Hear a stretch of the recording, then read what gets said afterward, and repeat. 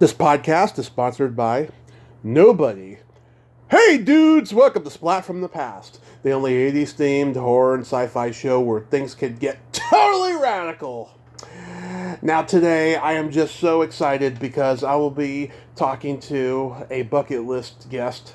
That's been a long time coming. I finally got in touch with him on Instagram, and I am talking about Matt Adler. Matt, of course, played Lewis in Teen Wolf. He'll be my sixth guest from that movie. And, of course, everybody knows he played Rick in North Shore, the 1987 cult classic that's celebrating its 35th anniversary. A couple other movies he did that year are also celebrating 35. Amazon Women on the Moon, and, wait for it, Whitewater Summer. Yeah, very strange movie, and we're gonna get into that as well. He also had roles in Flight of the Navigator, Doing Time on Planet Earth, Dream a Little Dream. He'll be my third guest from that movie, and lots of others. And it'll be a great conversation. I can't wait. And he's currently involved with a cause called Momentum for Humanity. I saw the link on his Instagram page. I'll ask him more about that because I don't know what that is. And I'm just so excited. And before we begin, I want to say rest in peace, James Caan, one of the greatest actors that ever lived. Great tough guy actor from The Godfather and Rollerball and Thief and, you know, The Killer Elite and so many great movies he was in back in the day. I actually tweeted at him once and he tweeted me back. You know, he had posted the interview he did on WTF with Mark Maron, and I posted, great interview, and he replied me back saying, thanks. Oh, listen to this other interview I just did. Of course, I didn't listen to it because once you do WTF with Mark Maron, there's no point in listening to any other interviews. So rest in peace, James Caan. So yeah, here is my interview with Matt Adler.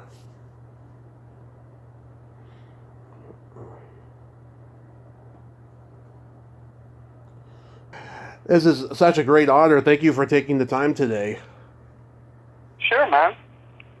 So, going back in time, what age did you officially start gravitating towards acting? Because you were pretty young when you started. I was. I started in high school. I started taking drama classes in 10th grade. So what is that? You're 14? Yeah. Something like that. Yeah, and I just found that I really enjoyed it. I loved being on stage. I loved, you know, especially doing comedy, just making people laugh. Like that whole aesthetic, that feeling of being, you know, doing plays in theater was really exciting. Did you ever think, though, that you were going to make a living at it? No, not even remotely. I didn't really have any understanding. Like I had no idea how it worked or how actors, you know. I just thought I would just keep doing plays, and I started studying acting outside of school. I went to the Lee Strasberg Theater Academy, and I was doing shows there. And that was the first time I had any introduction to sort of the business end of it. Like people, I had an agent that wanted to represent me, and I had a friend in high school whose sister was a manager for actors, and she wanted to represent me. And I didn't really even understand what that meant. And then, you know, sort of slowly they started sending me on auditions for TV shows and movies, and I just kind of rolled with it. You know, I just rolled with it. I knew that I didn't really want to pursue going to college, even though I had applied at some places and gotten accepted. I knew this is like something I was going to pursue, and you know, that's ultimately what happened. Were you on the trajectory at one point to be a pro surfer? No, never under that. Never a pro surfer. I surfed as a hobby and for fun, you know, most of my young life. But no, I never had any never was good enough to do that. Mm-hmm. So you graduate high school and then you get cast in the TV movie of the week, Shattered Vows? Exactly. That was my first job and that was the job that sort of like cemented like that I was not going to go to college in the fall. I got that job in the summer, and after graduating high school, and I pretty much had decided after I got that job that that was what I was going to do. I wasn't going to go to college. I was going to full-time pursue acting. Yeah, I was working with Valerie Bertinelli. It was great. You know, she was very sweet. She was very, you know, obviously at that time she was very famous from the television show, and it was really, yeah, it was a heady experience for me. I was 17 years old. I didn't know anything about anything, and I just tried to soak up as much sort of knowledge of just how to be on a TV set, how to do that kind of acting, and watching her and watching, you know, everybody, you know, around me, trying to soak up as much knowledge as possible. Did Eddie Van Halen visit set? Eddie Van Halen did visit the set once, and that was pretty exciting. He did come sort of roaring into the parking lot in a red Ferrari. It was kind of surreal. It was like, oh, wow, that's Eddie Van Halen. So I got to meet him, and that was pretty cool. Yeah, nice guy. Nice enough. Nice enough. I spent, you know, 30 seconds with him. That's cool. That's better than no seconds. Sure. So you get cast in Teen Wolf because you had just auditioned for just one of the guys and you didn't get cast. Right. You were auditioning to play the brother Buddy in that. Yeah, I really was excited about that movie, and I thought I was going to get that movie. And sort of during that audition process, I had also taken this audition for Teen Wolf, and I hadn't thought much about it because I was really focused on just one of the guys. It was a better part. It was a bigger part, and I really was focused on that. And when I didn't get it, I was really disappointed. But I got the call that I had gotten Teen Wolf, and thank God I did, because it really was, I mean, it was a huge movie, and I met a lifelong friend, Jerry Levine, and obviously working with Michael was fantastic, and just had a really great time on that movie. Yeah, I mean, I can imagine you in that part in that point in time, right? But Billy Jacoby, I mean, he took it to a whole new dimension. I mean, they were calling him the next Bill Murray at Columbia. Is that right? Yeah. I mean, he was just that good. And every review I've ever read on that movie, whether it's good or bad, they all comment on his performance, saying he's the best thing about the movie. Right. I never actually ever saw it. You should. It's one of the funniest movies ever made, I have to say.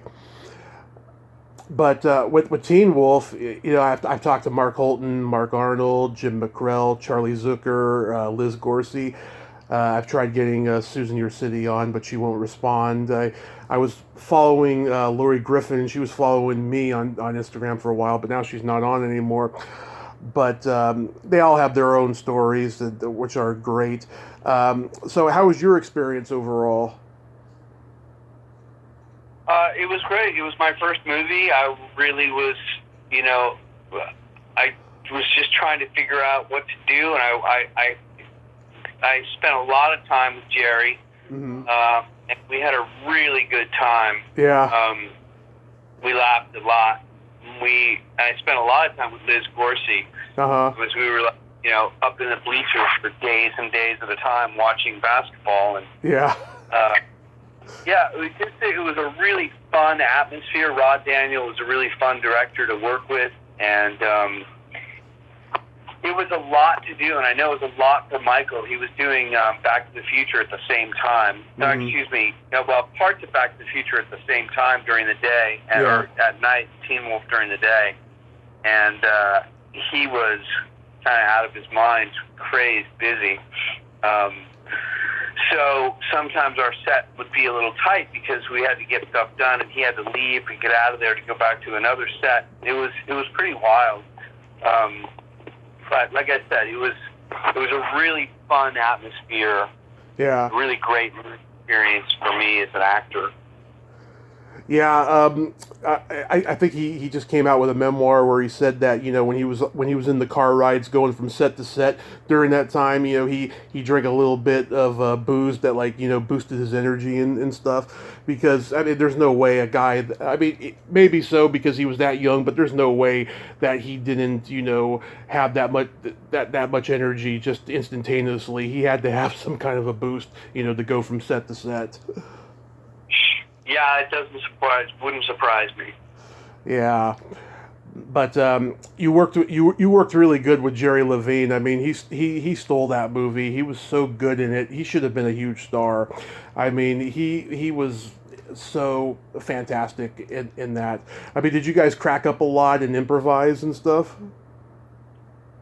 We did. We tried to, we tried to make each other laugh all the time. It was really kind of that's how we were operating, and we were trying to find the humor in everything we could. And he was just a great partner. And yeah, he really did find himself like a real gem in that character of Styles, for sure. Like when he grabs you by the chin and mouth when you try to say "never say die," was that improvised? Yeah, that was all him. Ah, brilliant. I don't think that was in the script. Yeah. Obviously, a million years ago, I can't remember. Was there any stuff cut from the movie involving Lewis? Oh, wow. I'm trying to think back. There was, at the big party scene, Mm-hmm. I think I shot some scene where I did a pretty long monologue where I'm kind of stoned and I'm talking about like universes the size of a molecule on your fingertip. Yeah. I don't think that made it into the movie. That's the only thing I can think of. I think I had some scene with some girls where I was supposed to be stoned. Oh. And but I don't think that was in the movie. That's the only thing I can think of. Yeah, I always thought that there needed to be some kind of resolution at the end with Lewis because, he became terrified of Scott when he became the Wolf. Yeah, you're not the first person to tell me that. I think a lot of people felt that way. They were like, that I was the only one who sort of wasn't okay with him becoming a wolf, but that never sort of, resolved itself. So, what are you going to do? Maybe life's messy. It's not always resolved, right? Right. I mean, there's that moment at the dance, after he rips Mick's shirt, and Lewis has that look on his face like, see, I was right about you, and then Scott sees that, and that's one of the things that triggers him to leave there. Yeah, I mean, it was a very profound moment. Yeah, I think it was kind of one of the turning points of the movie, but you're right, it never really got dealt with. Yeah. How was filming the party scene? Party scenes are hard. They're a lot of work, and there are a lot of noise, and there are a lot of people wrangle, and they go on, and they take forever. Those are hard scenes to shoot. They can be fun, but they're not. You're not having a party. You're at work, and you're trying to get scenes done, and trying to keep people under control, and keep people's spirits up, because the atmosphere, the background actors are working really hard, and they're there for a lot of hours, and it's a pretty thankless job for them.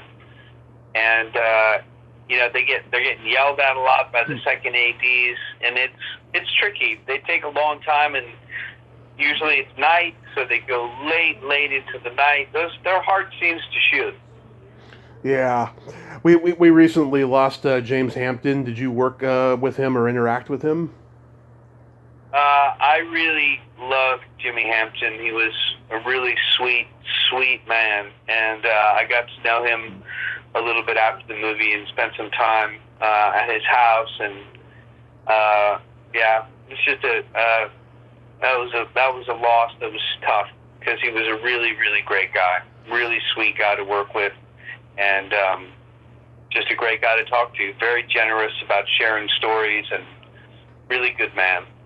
Yeah, I did a tribute podcast with his wife Mary, great lady, and she's preserving his memory, which I think is wonderful. Was there ever talk about you doing the sequel? No, I was never approached to do the sequel. Was never asked to participate in it. Yeah, I I mean, don't know why. I mean, I think they asked Jerry. Yeah.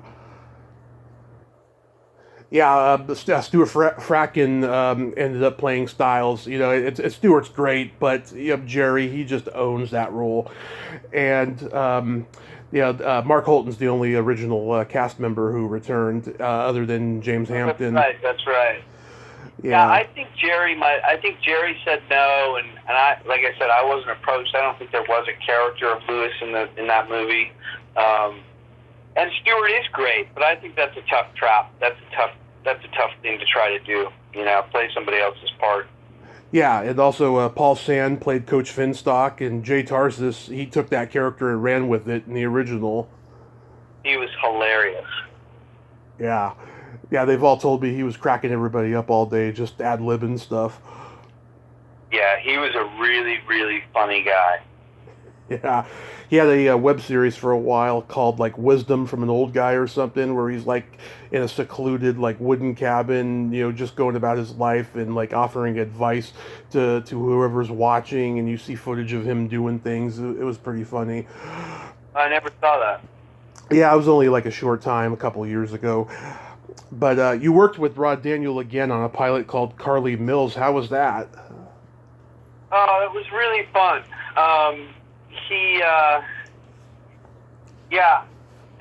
That was a really fun show. It was Jack Bannon, who played our father, was a great guy, and Kate Mulgrew.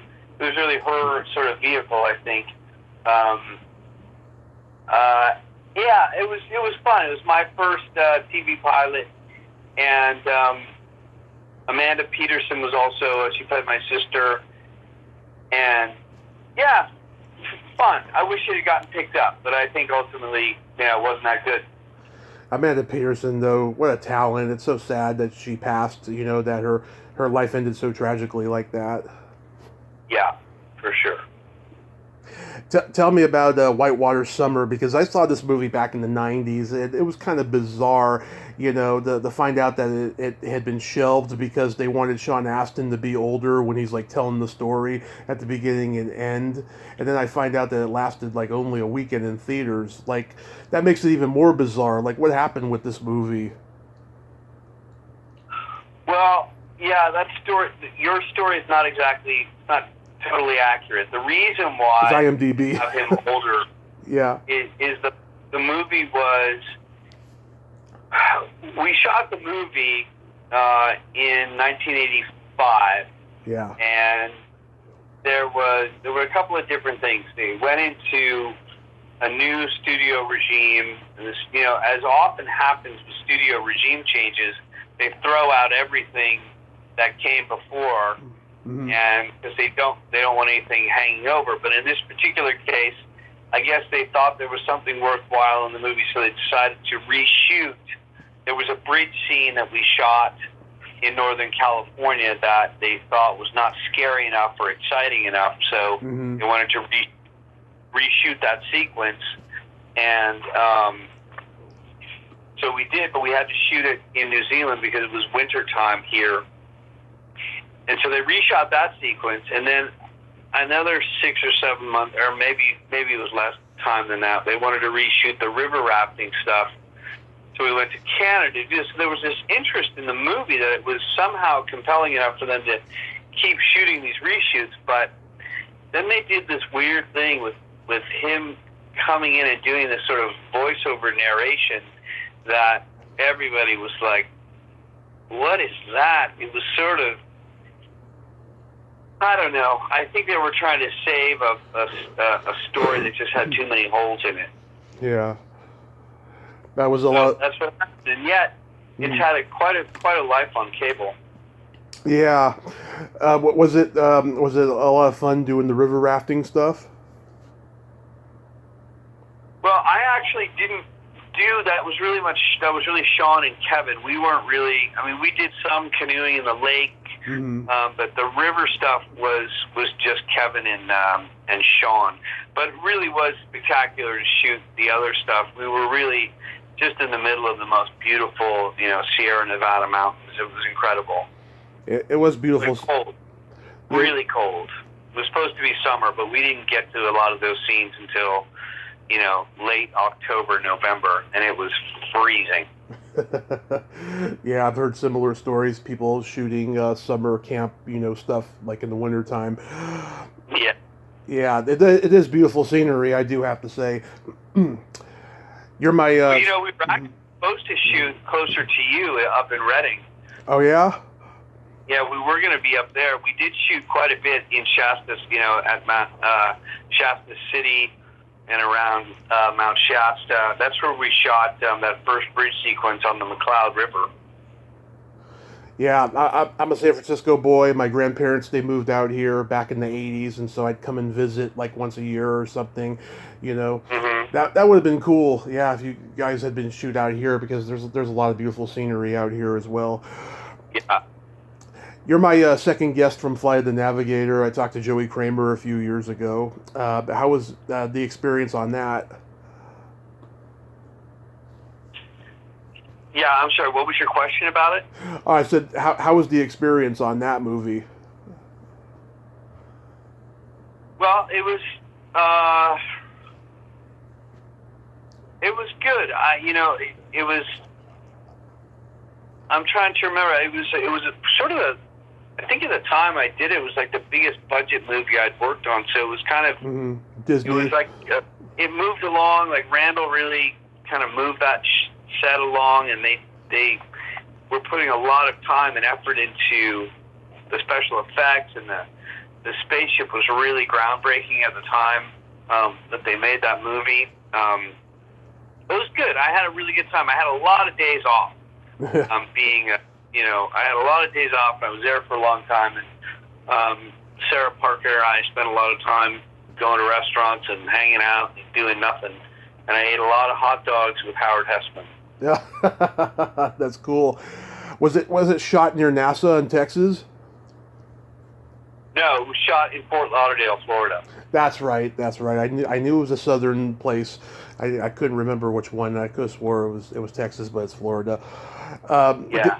Did you and Randall Kleiser bond over surfing, and that's what led to North Shore? No, actually, we didn't. We never really talked about. I mean, we talked a little bit about surfing, but not much. And then when we got home from that movie, I went and did Amazon Women on the Moon with Howard Hessman, and he wanted to do something else. I don't remember what, but I guess he remembered that I had talked about surfing, but I had to go audition. I had to go audition for it because he didn't direct it; he was producing it, and I had to make a video of myself surfing because they really wanted, a person who really knew how to surf to play that part.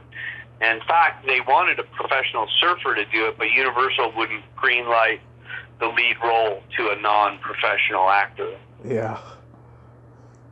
Was Randall Kleiser originally going to direct it before William Phelps? No, he was never going to direct it. Randall was always going to produce it for Bill Phelps. They were friends. They had all gone to film school together.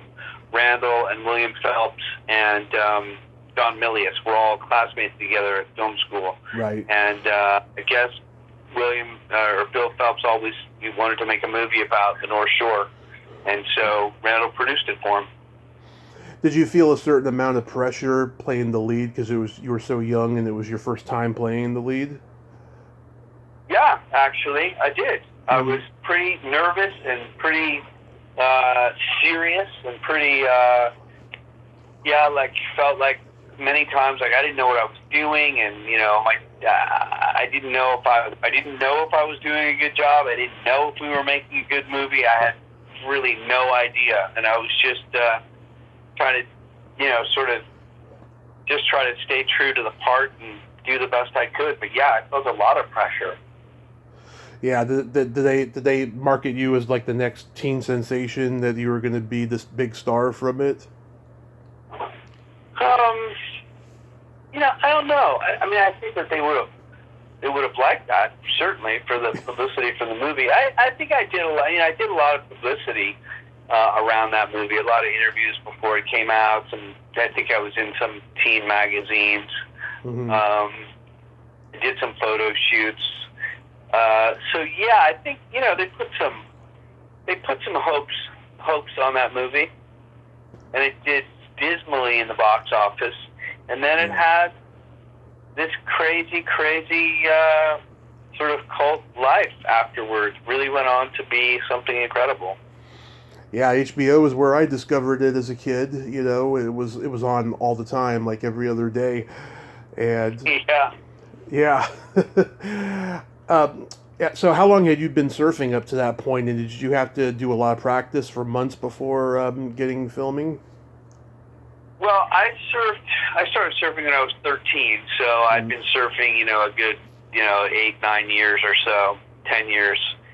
Or let's see, so 13, so I guess, yeah. I mean, I guess I was 20 when I did it, or 19. Mm-hmm.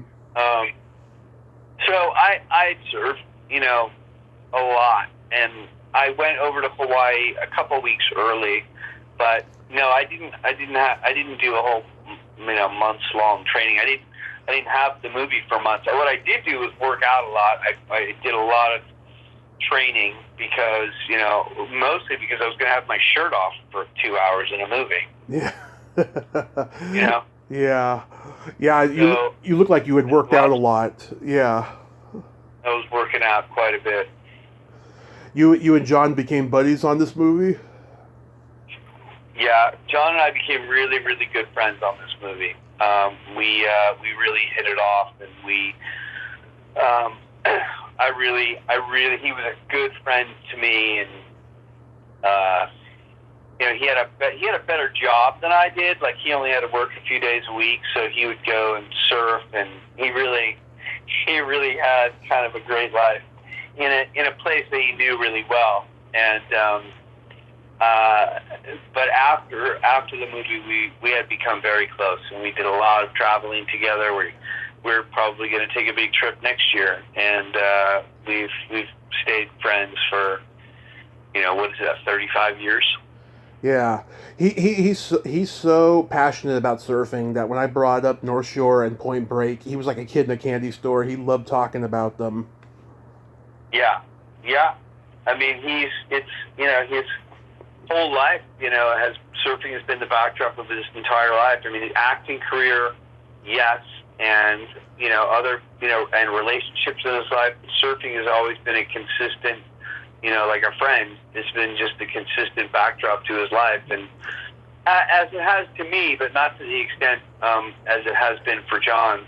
And yeah, it really is one of the most meaningful relationship in his life, up until now that he is now engaged. But I think surfing has been like, his best friend.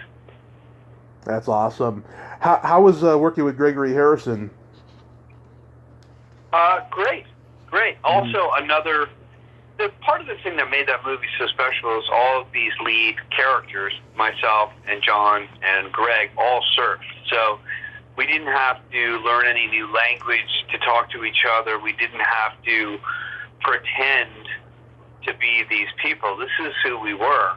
And, it was easy, I think, for Greg to fall into this sort of sage, wise sage of surfing wisdom, because he is that. He has been surfing. He had been surfing longer than us. He had been to places we hadn't been. It was really, it was an important factor, and they really did the right thing by hiring people who surfed. Yeah, back in the 2000s, I sent Gregory Harrison an email via his website, and he replied me back with all my questions. He seemed like a very nice guy, and I'll tell you something that he told me. He actually turned down RoboCop for this movie. Wow, I didn't know that. Yeah. Wow. Turned down RoboCop. He turned down Airplane because I guess his schedule on Trapper John MD was hectic, and he also turned down King Kong Lives, which is a terrible movie. So that's good that he turned that down. Yeah, you win some, you lose some. Exactly.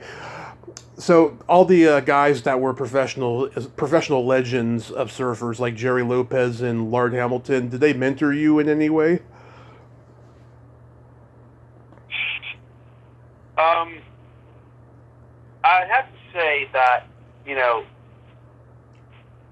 they absolutely helped me in the water immensely. You know, I would just watch everything Jerry did. I would watch everything Ken Bradshaw and Mark Fu did. You know, I'd go and surf with these guys. Now, you got to remember too, I'm pretty intimidated. These guys are people whose posters I have on my wall. You know, like they are my heroes growing up. So it was, you know, it took some getting used to. Yeah. How was working with Nia Peebles? Because I'll tell you, you two had great chemistry. It reminded me of like a 1950s, 60s teen movie romance. It was very sweet. It wasn't like a lot of the romances you saw in a lot of teen movies in the 80s. It was very affectionate. That's exactly right. I mean, because that's who Nia is. She's very warm, very sweet, very giving as an actor, and just a really easy person to, you know, to be with, and certainly to do love scenes with and have a romantic relationship with on screen. It's very, you know, she's a very, very sweet woman. Nice. Mm-hmm. And another great we lost recently was John Paragon, who played the professor. He's so good and so funny in everything he was in. Do you remember anything about him? Yeah, I mean, I remember he he has some of the really fun, quotable lines because they were somewhat ridiculous as far as their accuracy about surfing. But yeah, just a really funny, sharp-witted guy. Yeah, he probably got cast because of his Paul Rubens connection with Randall Fleischer. Maybe. Yeah. Unfortunately, I never got to interview John Paragon. I interviewed all of the people who came up with him at the Groundlings, though, and they say that guy was just a genius improviser and truly someone who missed out on being a household name. How long did it take to film the Amazon Women on the Moon segment? Oh, good question. I think we filmed it over 2 nights. Mm-hmm. Yeah. I mean, the shooting outside in the street, or maybe it had to be 2 nights. There's no way we finished that whole thing in 1 night. But yeah, that was a lot of fun. And boy, was Ralph Bellamy a sweetheart. And obviously Kelly Pratt. That was my first, I think, my first on-screen kiss was with Kelly. Very sweet. Yeah, Steve Cropper asks you for your autograph. Who does? Steve Cropper, the legendary guitarist. What's that? The legendary guitarist Steve Cropper, you know, from the Blues Brothers and Booker T and the MGs. Yeah, he asked you for your autograph, and I think you reluctantly sign it. Oh yeah.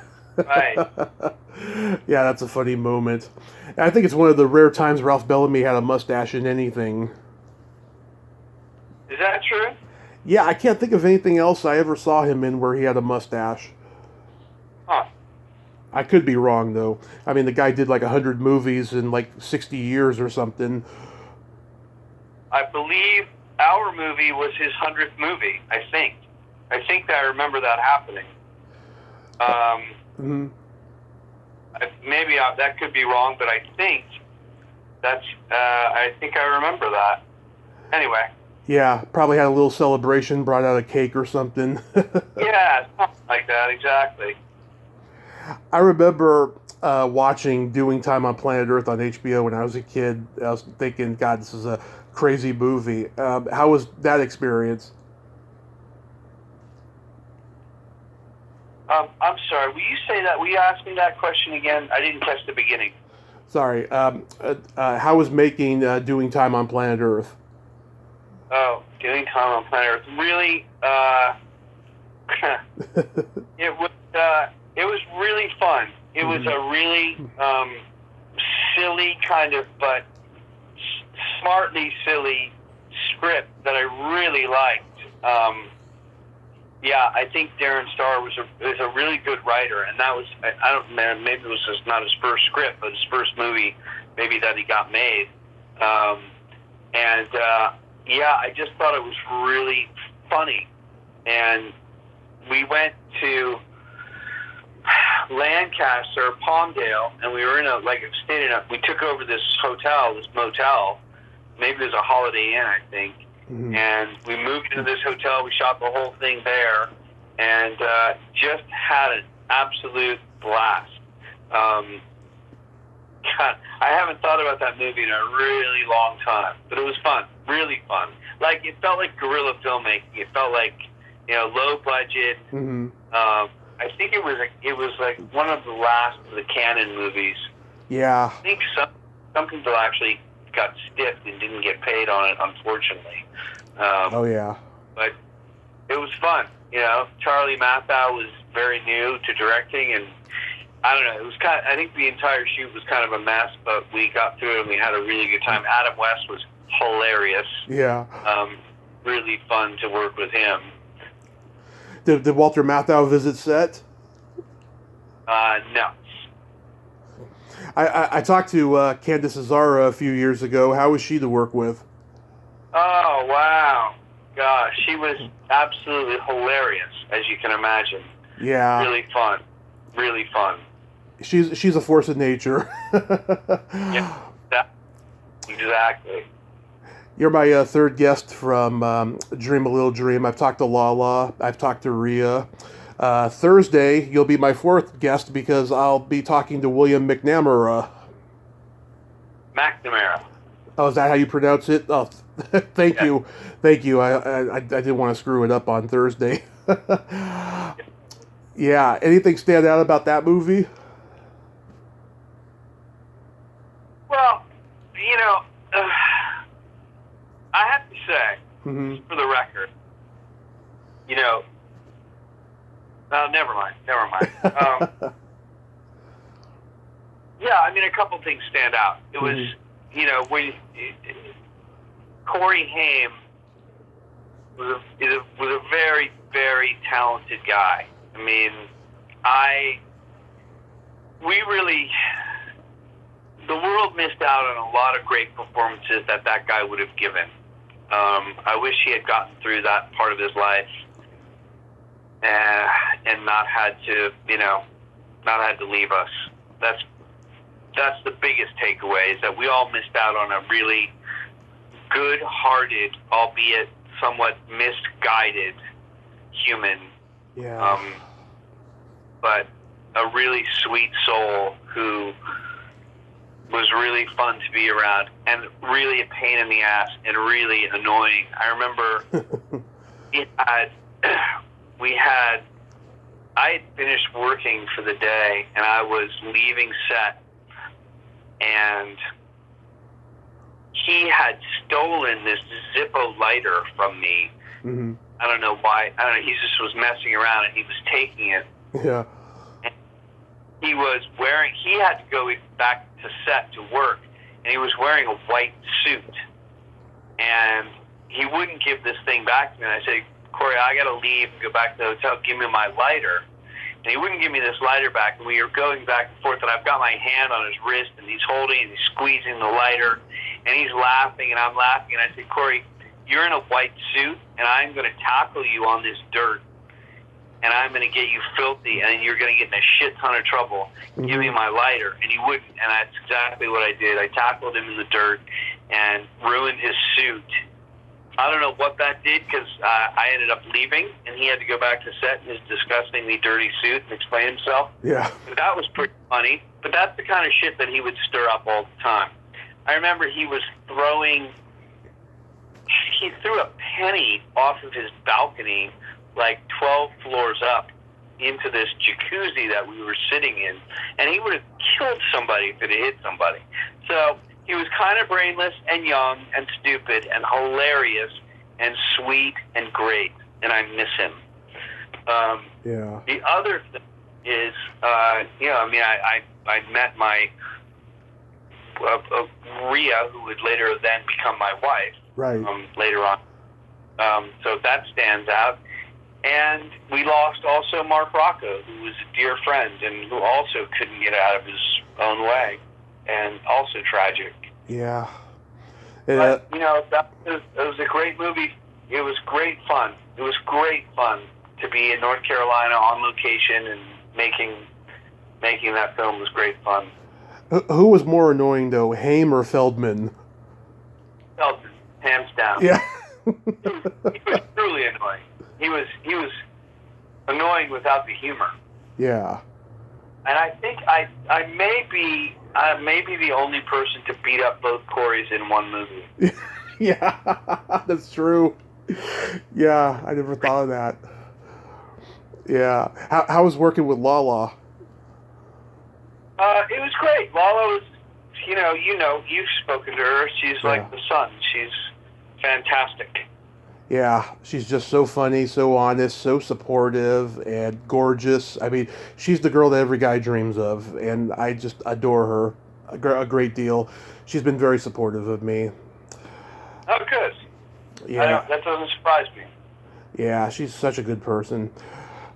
And you're my fourth guest from Nowhere to Run. I've talked to Jill McWhirter. She's a good friend of mine. Sonia Curtis and Sonny Carl Davis. What stands out from that movie? Well, what stands out is that I don't recognize any of those names. Yeah. So it's been Jill McWhirter. Who did she play? She was I think she was the female lead in that movie, as a matter of fact. Or she was actually, she was Cynthia in that movie, because it was David Carradine, Jason Priestley, and her. I just don't know that I had any scenes with her. I mean, the scenes that here's what I remember. I remember being the character of Sprugo getting in trouble. Yeah. Because he always left his tools around the scene of the crime. We had fun. I mean, I gotta be honest with you, I just don't remember much about that movie. It's okay. Jason and I became friends, and I think we already were friends, to say the truth. I can't remember. Yeah. But, I remember only a couple of scenes, from that movie. That was a long time ago. Who else was in that movie? Well, David Carradine's the star. Right. I remember he was kind of an irascible guy. Yeah. I interviewed his oldest daughter a couple years ago. The apple doesn't fall too far from the tree. Is it true? Yeah, she's very eccentric like him. The great character actor Richard Partlow, he's in it too. Joycelyn Jones. That's a pretty good cast for a low-budget thriller. Oh, wait a second. Now I just looked up some of the cast, and Kieran Mulroney. What a great guy. Oh yeah. That's him. What a fantastic guy. Really, we became friends, and I spent some time with him. Great musician. And a super great guy. And by the way, so is Jason. Just couldn't be a nicer guy. And we were friends for many years. We kind of lost touch, but yeah. Yeah, he hadn't even done 90210 yet. This was like a year before. Correct. Probably one of the first things he did. And then you played the lead again in Diving In? Yes, I did. Yeah. Was that a lot of fun? No. No? I mean, not particularly. That was a tough movie. There was a lot, diving is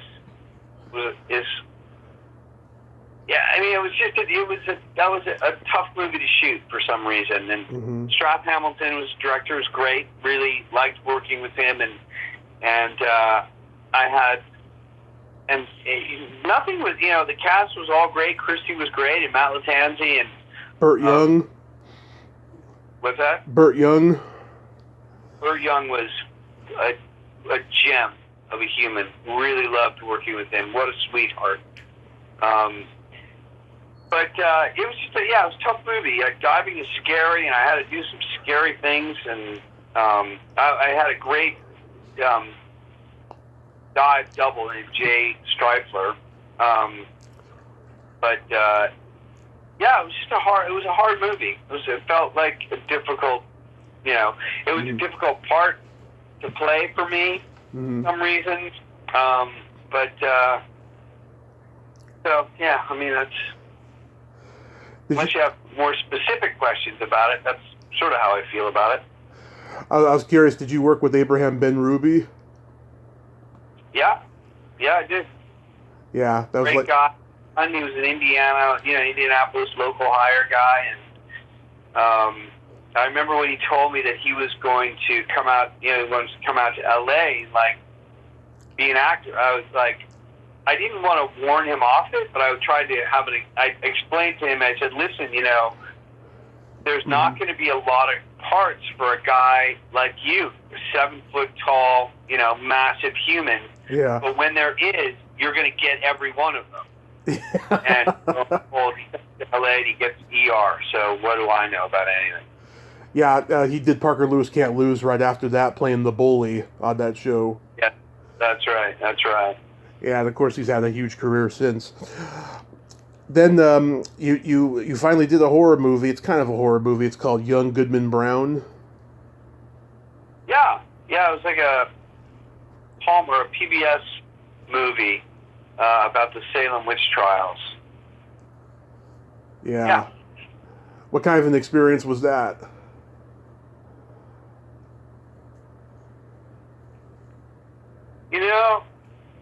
It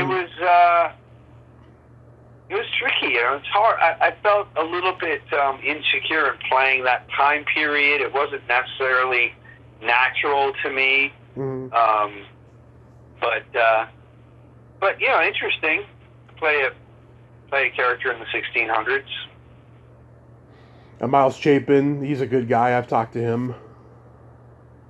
Yeah, I don't think that I don't know who did I work with. I don't remember the scenes of that movie. You're talking about a long time ago. Yeah. So what are you doing these days? I do mostly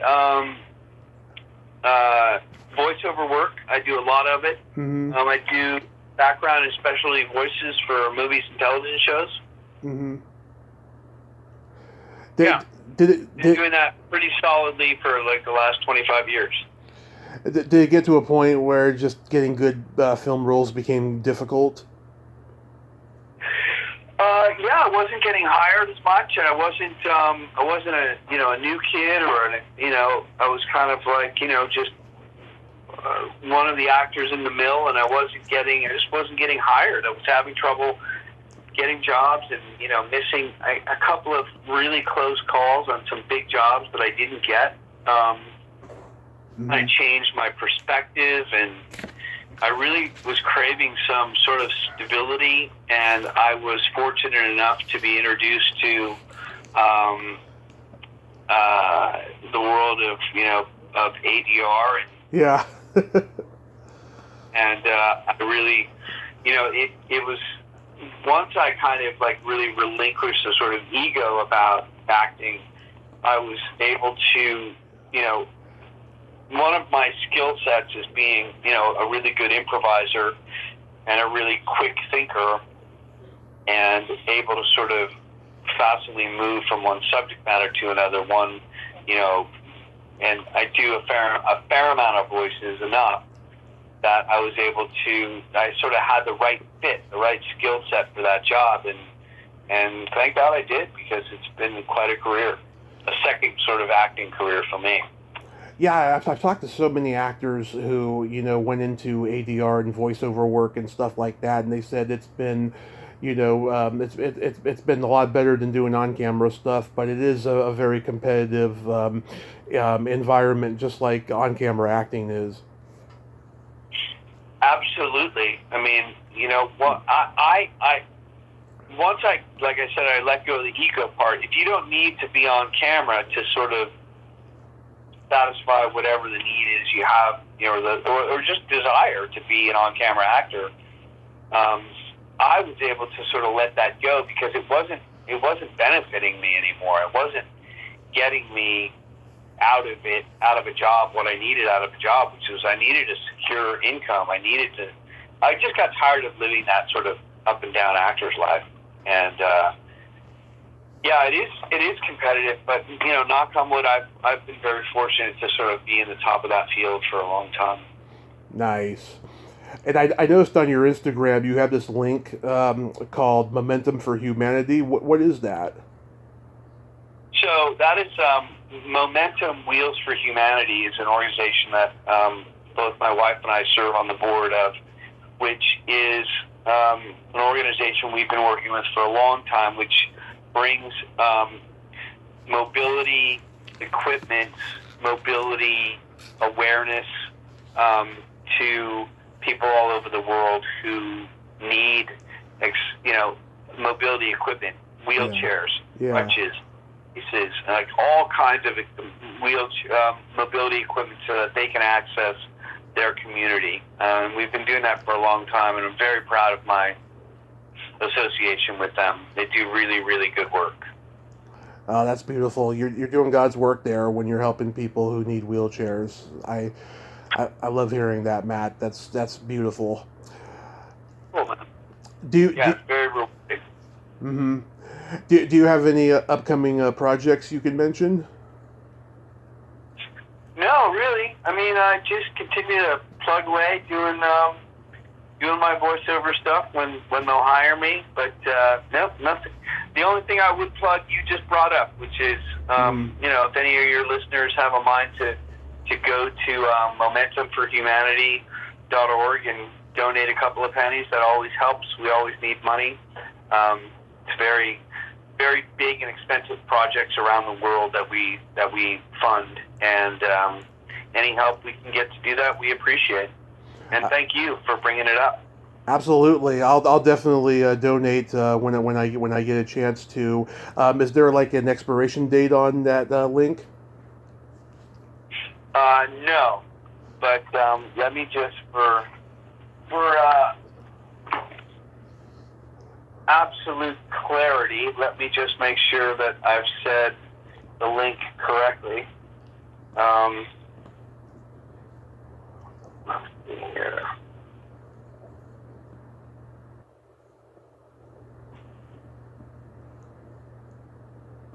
Mm-hmm.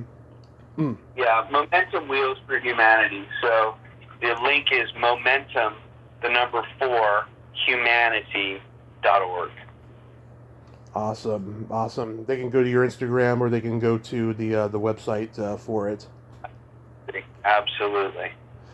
Matt, thank you so much for coming on today and sharing these great anecdotes from the cult movies you've done. And I hope you have a great summer, and please be safe out there. Thank you, Tommy. I appreciate it, buddy. Good luck to you. My pleasure, and good luck to you too. By the way, tell your wife I'm a huge fan of Stuart Saves His Family. All right, I will, for sure. Okay, have a great day. Bye-bye. Bye-bye. Well, there you have it. Matt Adler. Ain't he a cool dude? Nice guy, huh? Very humble. It's good that him and his wife, Laura San Giacomo, are doing that